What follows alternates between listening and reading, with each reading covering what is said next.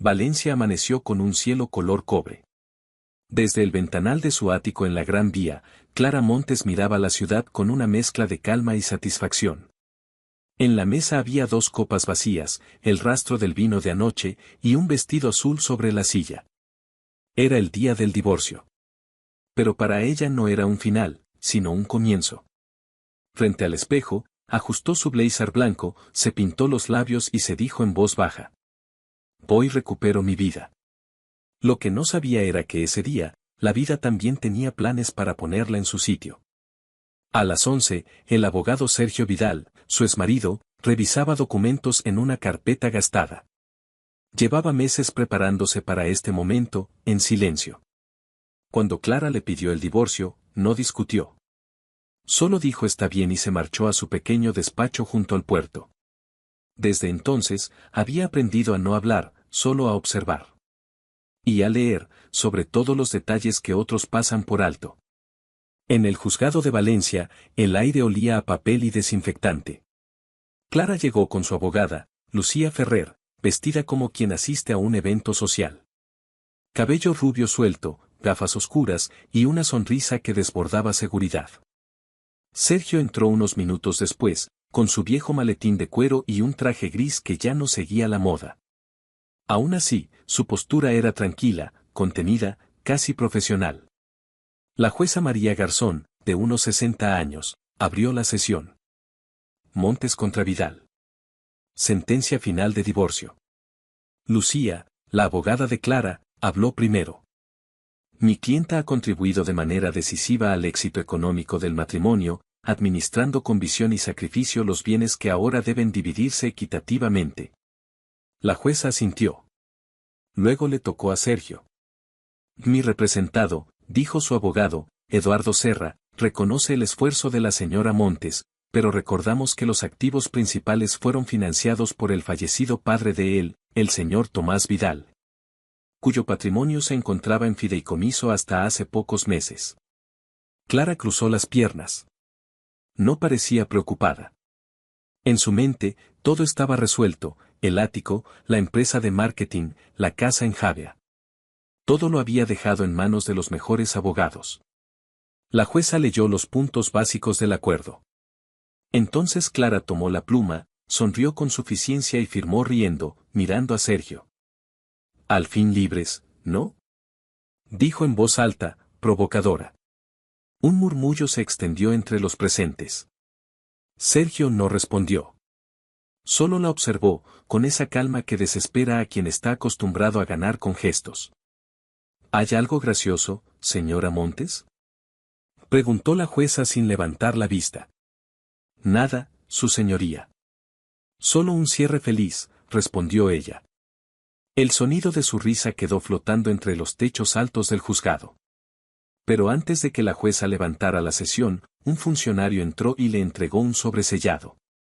La jueza lo abrió, lo leyó con atención y frunció el ceño. Parece que hay un nuevo documento relacionado con el patrimonio del difunto Tomás Vidal. El nombre hizo que Clara se tensara por un instante. Tomás había muerto hacía 6 meses. Durante el matrimonio, siempre la trató con cortesía distante. Ella creía que le debía mucho a su carisma y a su ayuda en los negocios. ¿Qué documento?, preguntó Lucía, incómoda. Un testamento adicional, presentado esta mañana por el notario Álvaro Torres, dijo la jueza. Según el acta, contiene disposiciones que afectan directamente a los bienes en disputa. El notario, un hombre de cabello blanco y mirada sobria, se puso de pie y habló con tono tranquilo. La última voluntad de don Tomás Vidal establece que todo bien o inversión realizada con fondos de su empresa familiar, Vidal Construcciones, deberá retornar a la línea directa de herederos. En caso de divorcio o separación. Clara parpadeó. Eso no puede aplicarse retroactivamente, dijo su abogada. Sí puede, si el activo fue financiado desde la sociedad matriz, replicó el notario, sin perder la calma. Sergio guardó silencio. Ya sabía lo que venía. Llevaba semanas revisando cada transferencia, cada escritura. Su padre había sido meticuloso, igual que él. La jueza revisó los anexos. Según esto, el ático de la Gran Vía, la casa en Javea y el 40% de la agencia Montes Comunicación fueron adquiridos o sostenidos con préstamos avalados por la empresa del difunto Vidal. Lucía intentó hablar, pero la jueza levantó la mano. Por tanto, estos bienes no se consideran de titularidad compartida. Corresponden legalmente al heredero del señor Vidal, es decir, al señor Sergio Vidal. El silencio cayó como piedra en el agua. Clara se quedó mirando a la jueza, sin entender. Eso es imposible, murmuró. No, señora Montes, dijo la jueza con voz firme. Es legalmente impecable. El notario se acercó de nuevo. Además, el señor Tomás dejó una carta para ser leída en este momento. Clara quiso protestar, pero la jueza hizo un gesto. Álvaro Torres rompió el sello y comenzó a leer. Clara, cuando te conocí, supe que tenías encanto y ambición.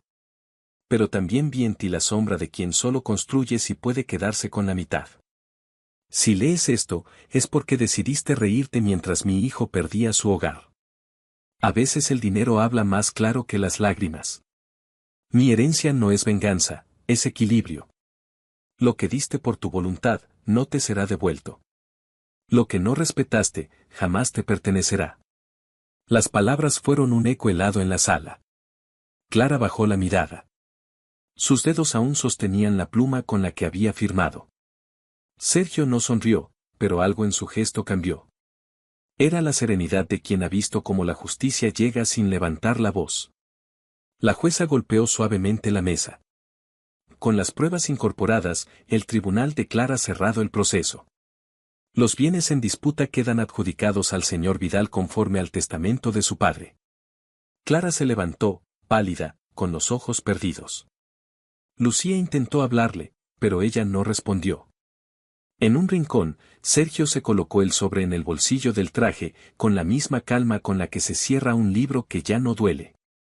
Fuera del juzgado, la ciudad seguía viva, niños corriendo, un vendedor de flores, el sol golpeando los cristales.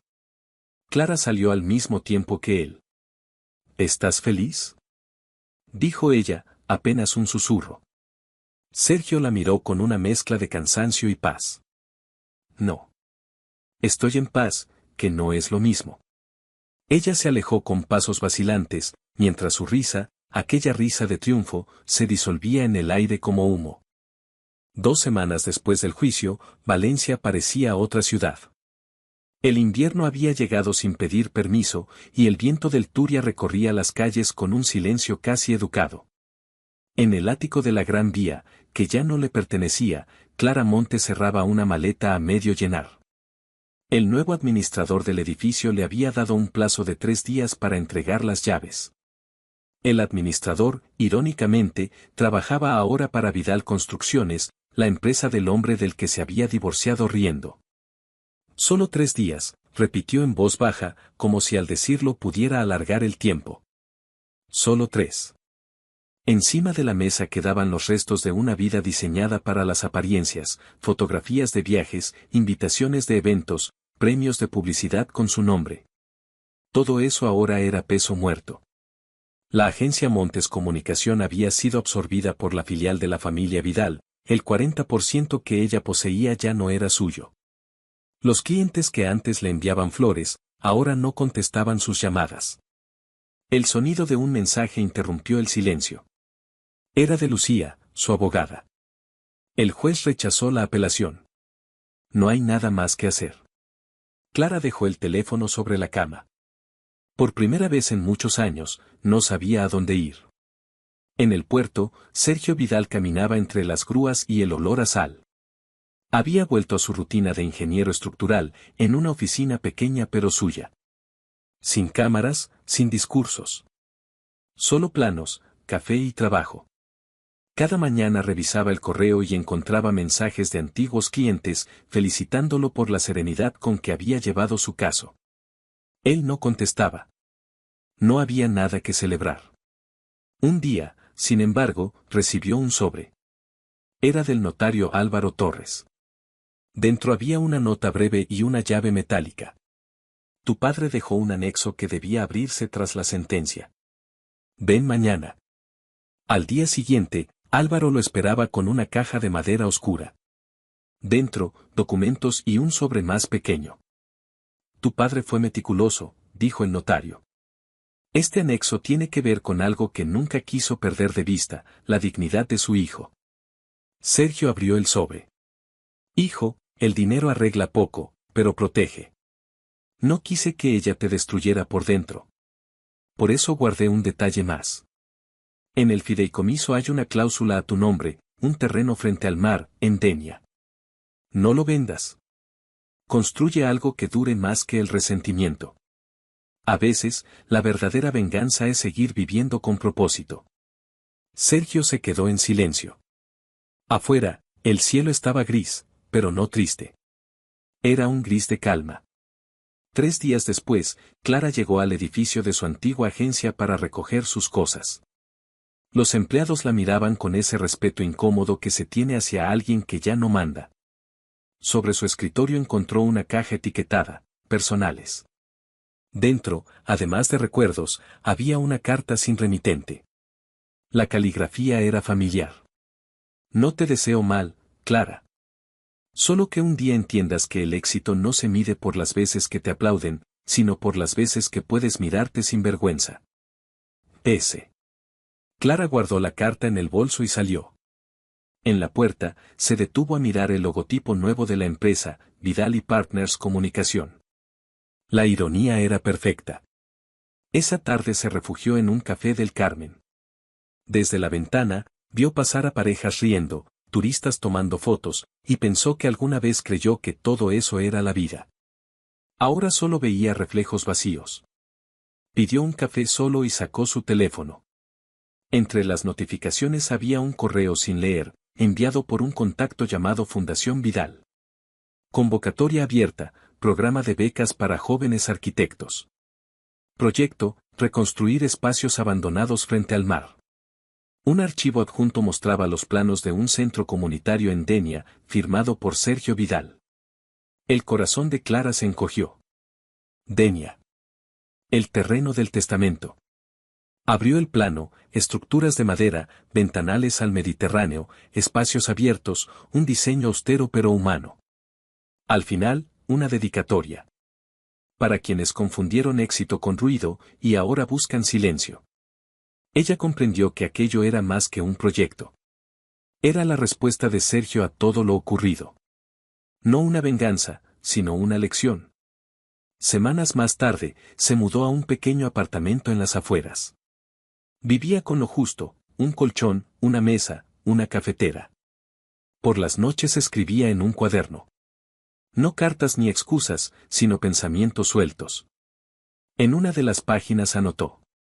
Perdí lo que creía tener, pero también el miedo de no tener nada. A veces miraba las fotos de su antigua vida, no con nostalgia, sino con extrañeza. Era como observar a otra persona actuando un papel. El sonido de la risa que una vez soltó en aquel juzgado todavía la perseguía, pero ya no la reconocía como suya. El invierno se dio paso a la primavera, y la ciudad floreció como si nada hubiera pasado. Sergio viajó a Denia para supervisar las obras del centro comunitario. Los muros ya estaban en pie, los niños del pueblo jugaban alrededor de la estructura. En el muro principal había una inscripción que él mismo escribió con su puño y letra. La risa sin alma dura un instante. El respeto dura toda una vida. Cuando la prensa local le pidió una entrevista, Sergio la rechazó. No quería titulares. Solo trabajo. Una tarde, Clara llegó a Denia sin avisar. Había leído en el periódico local sobre la inauguración del edificio. Desde lejos, vio la fachada blanca y los ventanales abiertos al mar. Sergio estaba allí, hablando con un grupo de jóvenes voluntarios. No la vio llegar. Ella se acercó despacio, con un ramo de flores silvestres en la mano. Cuando él la notó, hubo un silencio breve, casi amable. No esperaba verte aquí, dijo él. Solo vine a ver lo que construiste, respondió ella, bajando la mirada. Es hermoso. Lo es, dijo él, porque está hecho para otros. No para presumirlo. Clara asintió. Tenías razón. No se gana riendo. No, dijo Sergio. Se gana aprendiendo.